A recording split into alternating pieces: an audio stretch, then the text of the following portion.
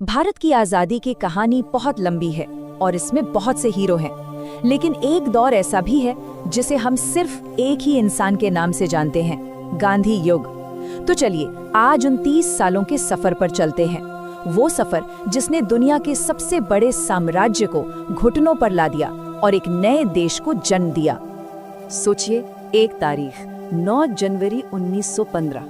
इतिहास में ना कुछ तारीखें बस तारीखें नहीं होती, वो कहानी का रुख मोड़ देती हैं। ये भी एक ऐसी ही तारीख थी जिस दिन मोहनदास करमचंद गांधी दक्षिण अफ्रीका से भारत वापस लौटे।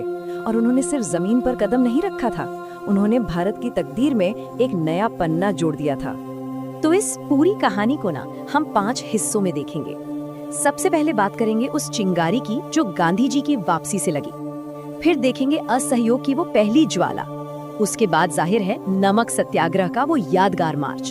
फिर थोड़ा पॉलिटिक्स की गलियों में चलेंगे, नई आवाजों को सुनेंगे और आखिर में पहुंचेंगे आजादी के उस सुबह तक जो अपने साथ बंटवारे का दर्द भी लेकर आई।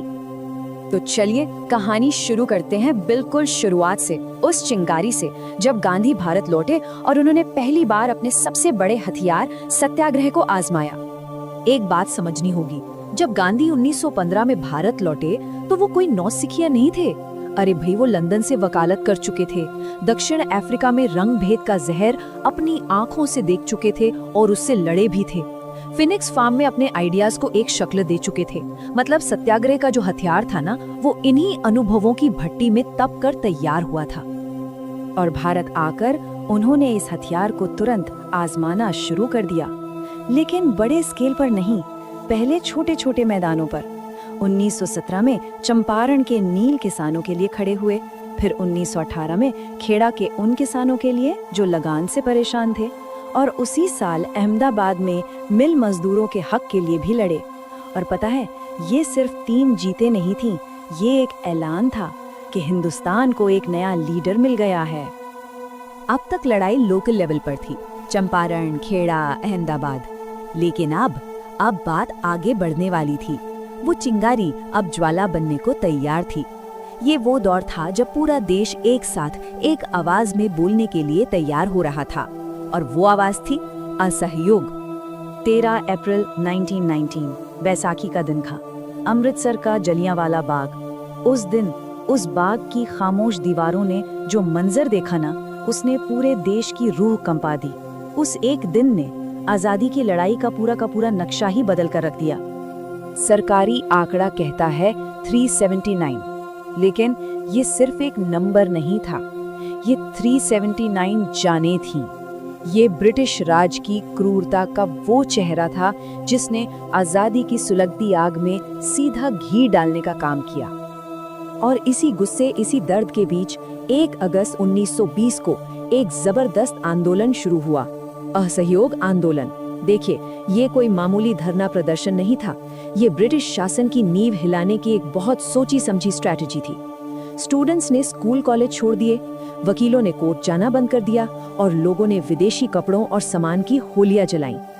लेकिन गांधी के लिए ना जीत से बढ़कर थे उनके उसूल, उनका अहिंसा का सिद्धांत।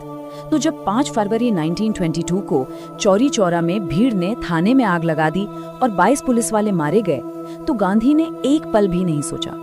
उन्होंने उस आंदोलन को, जो अपने पीक पर था, उसे फौरन रोक दिया।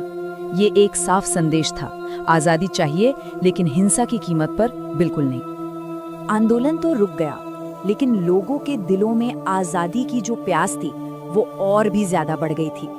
अब वक्त था एक ऐसे कदम का, एक ऐसे मास्टर स्ट्रोक का, जो सिर्फ भारत को ही नहीं बल्कि पूरी दुनिया को हिलाकर रखने वाला था। जी हाँ, हम बात कर रहे हैं नमक सत्याग्रह की। तो ये सफर शुरू हुआ साबरमती आश्रम से। गांधी के साथ कितने लोग थे? सिर्फ 78, मुट्ठी भर लोग, लेकिन उनके दिलों में करोड़ों हिंदुस्तानियों का जज्बा था। और उन्होंने सफर कितना लंबा तय किया? पूरे 240 मील पैदल। सोचिए, हर एक कदम ब्रिटिश साम्राज्य के घमंड पर एक हथौड़े जैसा था। इस यात्रा में वक्त कितना लगा? पूरे 24 दिन।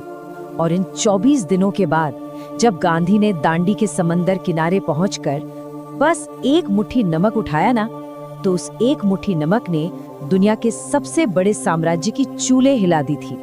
तो एक तरफ तो सड़कों पे ये सब चल रहा था, आंदोलन, मार्च, लेकिन दूसरी तरफ बंद कमरों में राजनीति की एक और बिसात बिछ रही थी। अब चलिए उस राजनीतिक चक्रव्यूह में चलते हैं, जहां बातचीत हो रही थी, समझौते हो रहे थे और कुछ नई दमदार आवाजें भी उठ रही थी। इसी दौर में ना कांग्रेस की अपनी सोच में एक बहुत बड़ा एक जबरदस्त बदलाव आया। 1928 तक उनकी मांग थी डोमिनियन स्टेटस, ठीक है राज अंग्रेजों का रहे पर शासन हमारा हो। लेकिन बस एक साल के अंदर 1929 में ये मांग पूरी तरह बदल गई। अब नारा था पूर्ण स्वराज का, टोटल इंडिपेंडेंस, पूरी आजादी, इससे कम कुछ भी नहीं। और इसी पॉलिटिकल उठापटक के बीच एक बहुत ही अहम समझौता हुआ, 1932 का पूना पैक्ट। ये गांधी और डॉक्टर BR अम्बेडकर के बीच हुआ था और इसके तहत दलित वर्गों के लिए जो आरक्षित सीटें थी वो 71 से सीधे बढ़ाकर 148 कर दी गईं, यानी 2 गुने से भी ज्यादा। ये उस वक्त सामाजिक न्याय की तरफ एक बहुत बहुत बड़ा कदम था। लेकिन देखिए, आजादी की लड़ाई का कोई एक सीधा सरल रास्ता नहीं था। गांधी के अहिंसा के रास्ते के साथ साथ एक और रास्ता भी बन रहा था, और उस रास्ते पर चल रहे थे एक और हीरो, सुभाष चंद्र बोस। उनका फलसफा साफ था, आजादी भीख में नहीं मिलती, उसे छीनना पड़ता है। बस इसी सोच के साथ 1939 में उन्होंने कांग्रेस से अलग होकर फॉरवर्ड ब्लॉक बनाया। 1941 में वो देश से ही निकल गए और 1943 में उन्होंने बनाई आजाद हिंद फौज। ये सशस्त्र क्रांति का एक जीता जागता प्रतीक थी। तो अब हम इस कहानी के आखिरी और शायद सबसे मुश्किल दौर में आ पहुंचे हैं। ये वो दौर था जो हमें आजादी की सुबह तक तो ले गया, पर इसकी एक बहुत बड़ी कीमत भी चुकानी पड़ी। आखिरी के कुछ साल तो घटनाएं इतनी तेजी से घटी कि पूछिए मत। 1939 में कांग्रेस की सरकारों ने इस्तीफा दे दिया, 1942 में भारत छोड़ो का नारा गूंजा, 1946 में डायरेक्ट एक्शन डे का वो खूनी मंजर सामने आया, और फिर आखिरकार 1947 का माउंटबेटन प्लान, जिसने ये तय कर दिया कि आजादी मिलेगी कैसे। और फिर वो तारीखें आ ही गईं। 14 अगस्त 1947, जब सदियों पुराना हिंदुस्तान 2 हिस्सों में तकसीम हो गया। और फिर अगली सुबह 15 अगस्त 1947, जब भारत ने आजादी की हवा में पहली सांस ली। दशकों का लंबा संघर्ष खत्म तो हुआ, लेकिन एक गहरे जख्म के साथ। एक तरफ एक नए राष्ट्र का जन्म हुआ, तो दूसरी तरफ एक पूरे उपमहाद्वीप का दिल टूट गया। आजादी का जश्न था, पर वो बंटवारे के आंसुओं में डूबा हुआ था। तो सवाल ये उठता है कि इस आजादी की असली विरासत क्या है? ये एक ऐसा सवाल है जिसकी गूंज आज भी इतिहास के पन्नों में और शायद हम सबके दिलों में सुनाई देती